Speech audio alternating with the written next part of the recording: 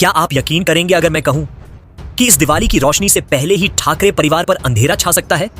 हाँ, वो ठाकरे परिवार जिसका नाम कभी सत्ता का प्रतीक था, आज उसी नाम पर गिरफ्तारी की तलवार लटक रही है। वीडियो को शेयर कीजिए, क्योंकि जो आप सुनने जा रहे हैं वो सिर्फ खबर नहीं, सियासत की साजिश की कहानी है। मुंबई में, थाने में और सोशल मीडिया पर एक ही शोर है, राज और उद्धव को जेल भेजो। भीड़ ऐसी कि पुलिस के भी पसीने छूट गए। और अब सवाल सिर्फ इतना नहीं कि क्या दोनों भाई जेल जाएंगे, सवाल यह है किसने रची ये स्क्रिप्ट और क्यों दिवाली से ठीक पहले। दरअसल ये कहानी शुरू हुई दादर के शिवाजी पार्क से, जहां एमएनएस की तरफ से दिवाली महोत्सव आयोजित किया गया था। मंच पर नजारा ऐसा था कि लोगों को लगा ठाकरे भाइयों में फिर मेल हो गया। राज और उद्धव एक साथ मंच पर मुस्कुराते हुए, जनता का अभिवादन करते हुए। राजनीतिक गलियारों में हलचल मच गई। क्या ये दोनों फिर एक हो रहे हैं? क्या मुंबई की राजनीति में कोई नया गठबंधन बनने जा रहा है? पर जैसे ही रात हुई, कहानी ने मोड़ ले लिया। जहां रोशनी की उम्मीद थी, वहां धमाकों की गूंज सुनाई दी। पटाखे नहीं, मानो बम फूट रहे हों। मुंबई की हवा गूंज रही थी ठाकरे जिंदाबाद के नारों से, और इसी के बीच वो हुआ जो नहीं होना चाहिए था। रात 10 बजे के बाद भी शिवाजी पार्क के आसमान में आतिशबाजी चलती रही। कान के पर्दे फाड़ने वाले धमाके और नींद उड़ा देने वाली आवाजें। स्थानीय लोग गुस्से में आग बबूला हो गए। सैकड़ों की भीड़ सीधी पहुंच गई पुलिस थाने। इन दो भाइयों की वजह से हमें परेशान होना पड़ा, गिरफ्तार करो इन्हें। भीड़ का प्रेशर इतना ज्यादा था कि पुलिस को हर कदम फूंक फूंक कर रखना पड़ा। थाने में अंदर तक हलचल मच गई। सूत्र बताते हैं कि पुलिस के वरिष्ठ अधिकारियों तक को फोन कॉल्स आने लगे ऊपर से। और अब सबसे बड़ा सवाल, क्या ये लोगों का गुस्सा था या किसी की साजिश का हिस्सा? कई लोगों का दावा है कि यह पूरा हंगामा पूर्व नियोजित था।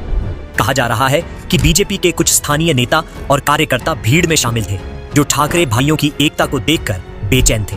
क्योंकि अगर राज और उद्धव सच में साथ आ गए तो महाराष्ट्र की राजनीति का गणित बदल सकता है। और शायद इसी डर ने कुछ लोगों को यह पटाखा पॉलिटिक्स खेलने पर मजबूर कर दिया। अब मामला पुलिस के हाथ में है।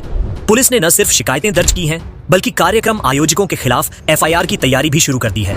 और सबसे चौंकाने वाली बात, राज और उद्धव दोनों के नाम पर अलग अलग थानों में शिकायतें पहुंच चुकी हैं। उद्धव ठाकरे, जो हर बार राजनीति में नई शुरुआत की कोशिश करते हैं, हर बार किसी ना किसी मुसीबत में फंस जाते हैं। लोग कहने लगे हैं सिर मुड़ाते ही ओले पड़ते हैं उद्धव पर। और इस बार उन्होंने तो अपने भाई को भी इस पनौती में शामिल कर लिया। राज ठाकरे, जो अपने बेबाक अंदाज और सड़कों पर दमदार उपस्थिति के लिए जाने जाते हैं, अब अपने ही बनाए कार्यक्रम की वजह से मुश्किल में है। पुलिस का कहना है अगर यह साबित हो गया कि कार्यक्रम में नियमों का उल्लंघन नेताओं की मौजूदगी में हुआ, तो दोनों नेताओं पर कार्रवाई तय है। मतलब साफ है, अगर वीडियो फुटेज या गवाहों के बयान में ठाकरे भाइयों के निर्देश साबित हुए, तो दिवाली की रात जेल की सलाखों के पीछे भी चमक सकती है। खबरें ये भी आ रही हैं कि मुंबई के कुछ पुलिस लॉकअप्स में साफ सफाई का काम शुरू हो चुका है। क्या यह महज इत्तेफाक है या आने वाले तूफान का संकेत? कुछ सूत्र कह रहे हैं जेल तैयार है, बस ऑर्डर का इंतजार है। दिवाली की रोशनी से पहले ठाकरे भाइयों की जिंदगी में अंधकार उतर सकता है। सोचिए, वही राज ठाकरे जो कभी बेमिसाल वक्ता माने जाते थे, वही उद्धव ठाकरे जो कभी मुख्यमंत्री थे, अगर दोनों एक ही लॉकअप में नजर आए तो राजनीति का खेल कभी इतना बेरहम भी हो सकता है। विपक्ष इसे राजनीतिक बदले की कार्रवाई बता रहा है, तो सत्ताधारी पक्ष कह रहा है कानून सबके लिए बराबर है। लेकिन सच्चाई क्या है, ये तो वक्त ही बताएगा।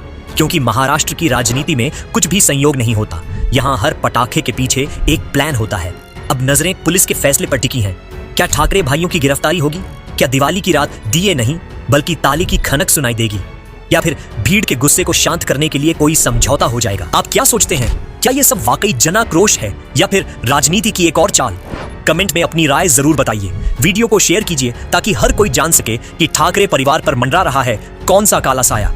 और हाँ, अगली खबर में हम दिखाएंगे कि इस विवाद के बाद महाराष्ट्र की राजनीति में कौन कौन से चेहरे गुपचुप तरीके से एक्टिव हो गए हैं। तो चैनल को सब्सक्राइब करें, क्योंकि अगली कहानी इससे भी ज्यादा धमाकेदार होने वाली है। कभी राजनीति में चेहरे चमकते हैं और कभी वही चेहरे पसीनों में डूब जाते हैं। महाराष्ट्र की राजनीति में इस वक्त कुछ ऐसा ही नजारा है, जहां उद्धव ठाकरे संभाजी नगर के द्वारे पर तो निकले, लेकिन कदमों से पहले दिल कांप रहा था, सांसें लड़खड़ा रही थीं और चेहरे पर चिंता की रेखाएं गहरी थीं। क्यों? क्योंकि इस बार मामला सिर्फ किसानों का नहीं था, मामला लंदन का था। जी हां, वही लंदन जहां तक पहुंच गई उद्धव ठाकरे की राजनीतिक पोल की गूंज। 11 अक्टूबर की सुबह थी। मराठवाड़ा का दौरा तय था, किसानों से मिलने का प्रोग्राम फिक्स था। लेकिन ठाकरे साहब की हालत अचानक बिगड़ गई। सुबह सुबह घबराहट, पसीना और बेचैनी। करीबी कहते हैं साहब को पैनिक हो रहा था। अब पैनिक क्यों? क्योंकि एक दिन पहले ही एकनाथ शिंदे ने ऐसा वार किया था जो दिल तक उतर गया। शिंदे बोले, उद्धव ठाकरे लंदन जाते हैं, वहां पैसा पहुंचाते हैं और यहां किसानों से कहते हैं मेरे पास कुछ नहीं। बस इतना कहना था और ठाकरे के चेहरे से सियासी रंग उड़ गया, क्योंकि ये आरोप सिर्फ एक बयान नहीं था, ये वो पॉलिटिकल एक्सरे था जिसने भीतर का डर दिखा दिया। अब जरा सोचिए, जिस मराठवाड़ा में किसान सूखे से जूझ रहे हैं, वहीं अगर किसी नेता पर लंदन में दौलत छुपाने का आरोप लगे तो जनता क्या सुनेगी? क्या झेल पाएंगे उद्धव ठाकरे वो गुस्सा? शायद यही सोच सोचकर सुबह सुबह पसीना आ गया। सूत्रों के मुताबिक ठाकरे दवा लेकर ही निकले, बीमार हालत में, चेहरे पर मुस्कान चिपकाकर, मजबूरी में, क्योंकि न जाते तो कहां जाता। भाग गए उद्धव ठाकरे, और जाते तो डर था कहीं किसानों का गुस्सा न झेलना पड़े। लेकिन राजनीति की मजबूरी यही है, कभी आपको बुखार के साथ भी मुस्कुराना पड़ता है। संभाजी नगर पहुंचने के बाद भी ठाकरे की तबीयत ठीक नहीं थी। चेहरा थका हुआ, आवाज में कराहट और कोशिश जनता के सवालों से बच निकलने की। लेकिन अब बचना आसान नहीं, क्योंकि जनता सिर्फ चेहरा नहीं, चरित्र भी पढ़ लेती है। एकनाथ शिंदे ने जो बोला वो महाराष्ट्र की गलियों में घूम चुका है। अब सवाल है, क्या ठाकरे सच में सफाई देंगे या फिर हमेशा की तरह भावनाओं का कवच पहन लेंगे? क्योंकि ठाकरे कैंप का फेवरेट डायलॉग तो आप जानते ही हैं, हम भावनाओं से राजनीति करते हैं, पर जनता अब भावना नहीं, हिसाब मांग रही है। और देखिए विडंबना, जो खुद किसानों का दुख बांटने जा रहे थे, वो खुद अपने राजनीतिक दर्द से कराह रहे थे। कहने को किसान मिलन द्वारा, असल में ये इमेज रेस्क्यू मिशन था, क्योंकि शिंदे का बयान यहीं खत्म नहीं हुआ था। उन्होंने इशारा किया कि लंदन वाली फाइल पूरी खुलनी बाकी है और बीएमसी चुनाव से पहले सब कुछ सामने आ सकता है। अब सोचिए, अगर ये सच निकला तो उद्धव ठाकरे के लिए बीएमसी नहीं बल्कि BJP MC BJP managed collapse हो जाएगा।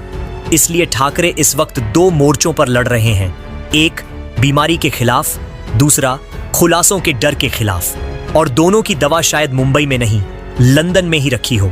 तो अब सवाल आपसे, क्या आपको लगता है उद्धव ठाकरे की बीमारी सिर्फ इत्तेफाक थी या लंदन वाली पोल ने उनको अंदर तक हिला दिया? अपनी राय नीचे कमेंट में जरूर लिखिए। और हाँ, अगर आप चाहते हैं कि नेताओं के लंदन वाले राज ऐसे ही बेनकाब होते रहे तो इस वीडियो को शेयर करें, लाइक करें और चैनल को सब्सक्राइब करना मत भूलिए, क्योंकि अब सच्चाई दबेगी नहीं, बोलेगी। बाला साहब ठाकरे के निधन को सालों बीत चुके हैं, लेकिन उनके जाने के बाद जो कुछ हुआ उसकी गूंज आज भी महाराष्ट्र की राजनीति में सुनाई दे रही है। और अब इस पूरे मामले में एक ऐसा धमाका हुआ है जिसने हर किसी को चौंका दिया है। शिंदे गुट के वरिष्ठ नेता रामदास कदम ने उद्धव ठाकरे पर ऐसे आरोप लगाए हैं जिन्हें सुनकर पूरा राज्य सन्न रह गया। कदम का दावा है कि उद्धव ठाकरे ने अपने राजनीतिक फायदे के लिए बाला साहब के शव तक का इस्तेमाल किया। यहां तक कि उन्होंने कहा, बाला साहब के निधन के बाद उनके शरीर को 2 दिन तक छिपा कर रखा गया और उसी दौरान गलत वसीयत तैयार की गई।